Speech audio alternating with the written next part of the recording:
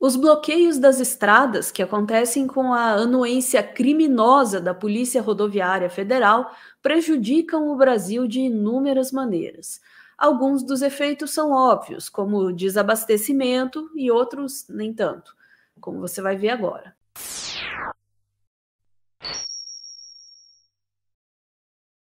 Ana, uma coisa a gente tem que reconhecer, esses bloqueios, eles são muito organizados, Ana, é uma gente muito competente, são operações logísticas, Ana, de fazer inveja até mesmo ao Pazuello, que, como a gente sabe, é o mestre da logística.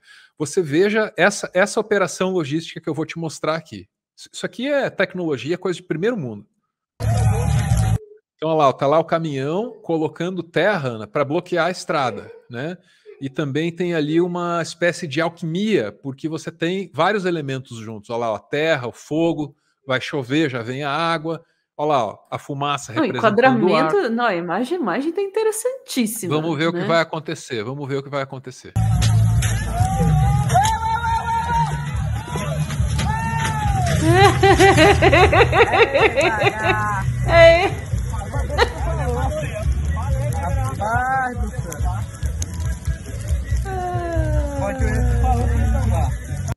Pô, vale o replay, né? Porque se for para passar por essa presepada toda sem poder nem dar uma risada desses caras, aí é difícil a vida. Vamos ver de novo que vale a pena. Olha lá.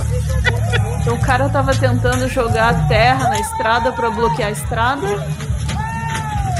Ei, bagaço! Bombou o caminhão. Ei, bagaço! Olha lá, olha lá. Ei, bagaço! Ei, bagaço! Ah, se tivesse um áudio melhor, dava uma boa vírgula, né? Nas costas, assim, puta que a mão na cabeça. Isso, não, é esse frame, talvez com ela um pouquinho mais para trás, é a imagem do Brasil. É verdade, né? Pode pôr uma moldura dourada nisso aí, por favor. Sensacional. Né? Isso aí representa o Brasil mais que futebol e samba nesse Vamos momento. Lá, olha lá.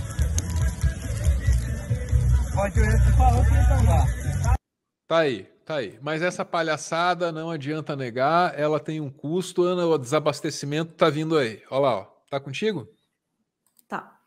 Manifestações já comprometem entrega de gasolina e serviços de saúde. Alimentos temem efeito. Apesar de decisão do Supremo Tribunal Federal determinar o fim imediato das manifestações golpistas, ainda há atos em andamento em diversas estradas do país. No Acre, Santa Catarina e Distrito Federal, há relatos sobre atraso em entrega de combustíveis.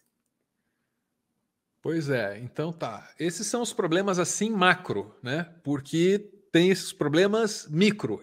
São dramas pessoais que vão se desenrolando em função desses bloqueios, né? Agora vai acabar a graça. Olha o que aconteceu com essa mãe.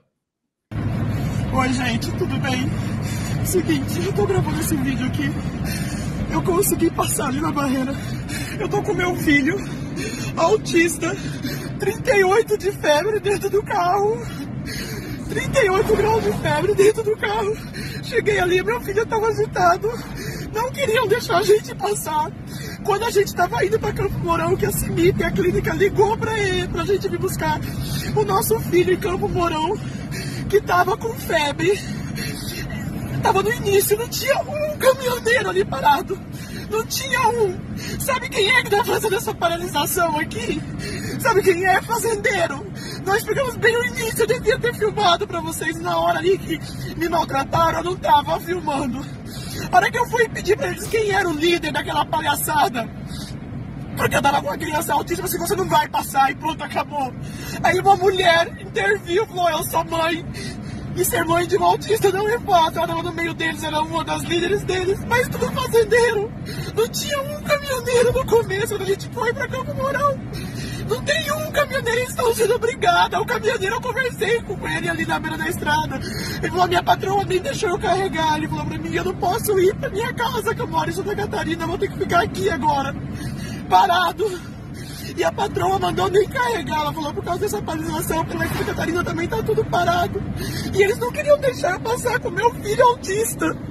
Meu filho autista não é. Eles ficam falando que ele é eleitor de Lula. Ele é eleitor de Lula. É vandalista e eles são criminosos. Eles é que são os criminosos. Eu tô desde as 4 da manhã de pé trabalhando. Eu não tenho tempo pra ficar ali. Não é, gente, não é os caminhoneiros aqui em Campo Mourão. Não é os caminhoneiros, não é. Não é os caminhoneiros. O que ela quer dizer com isso, compreendo eu, é que aquilo não é do interesse do trabalhador. É do interesse, ela colocou ali, do fazendeiro. Né? Mas tem consequências para além dessas, tá? A gente viu o drama dessa mãe, a gente viu o risco do desabastecimento, e as rodoviárias também, a situação está complicadíssima. Os bloqueios nas rodovias pelo país já causam prejuízos também ao funcionamento de alguns setores. Em São Paulo, a venda de passagens para alguns destinos foi suspensa no terminal rodoviário do Tietê, até que a situação se normalize. E a repórter Isabelle Salemi tem outras informações para a gente, para que o passageiro que esteja se dirigindo para o local possa saber antecipadamente. Como é que estão as coisas por aí? Isabelle, boa tarde.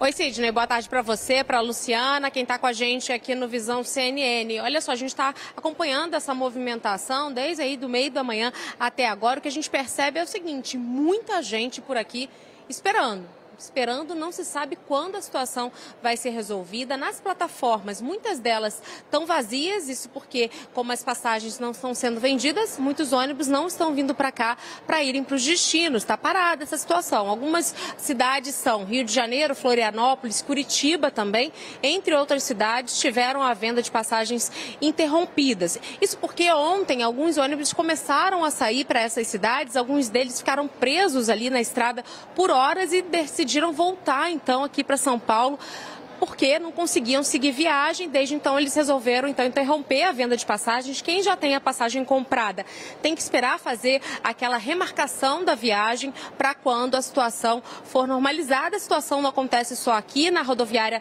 da Barra Funda, a situação parecida também, assim como outras rodoviárias aí pelo país. O Kleber Rodrigues estava lá no Rio de Janeiro mostrando a situação por lá também. Só que no terminal Tietê são 80 mil passageiros que circulam todos os dias, ainda não tem um balanço de quantos passageiros deixaram de circular por conta dessa situação, mas eles estão tentando apurar também essa informação. Muito bem, e essa então é a situação nas rodoviárias. Daí você pensa assim, não, mas eu sou mais chique, eu só viajo de avião, e para mim não vai ter problema nenhum. Tá contigo, Ana? Tá, vamos lá. Por Lauro Jardim. A Associação de Empresas Aéreas alerta para risco de desabastecimento de combustível em aeroportos no feriado. Em alguns aeroportos, o estoque de combustível disponível é suficiente apenas para o dia de hoje. A entidade afirma que o transporte aéreo também pode ser impactado pela dificuldade de chegada de profissionais, tripulantes e passageiros aos aeroportos, inviabilizando a operação e prejudicando ainda atividades essenciais, como o transporte gratuito de órgãos para transplantes e o envio de cargas. Para ver como a situação é séria, para ver como a gente vai pagar caro, já está pagando caro pela omissão criminosa, como colocou a Ana ali do início, da Polícia Rodoviária Federal.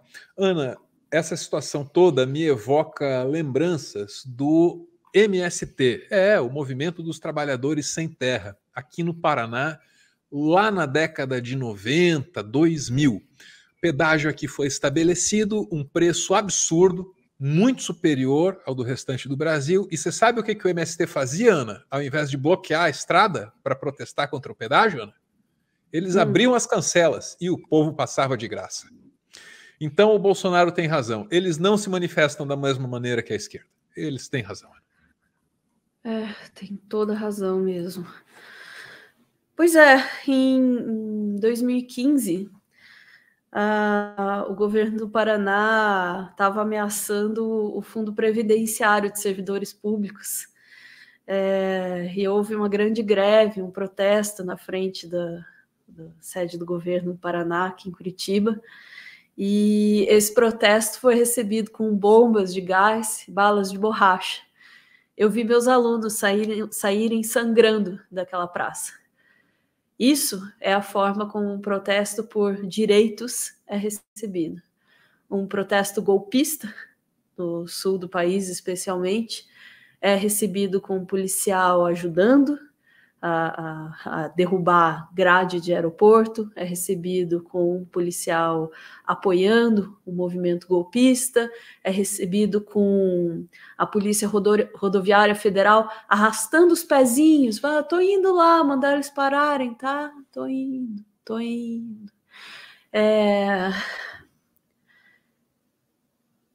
Dizer que é absurdo é pouco.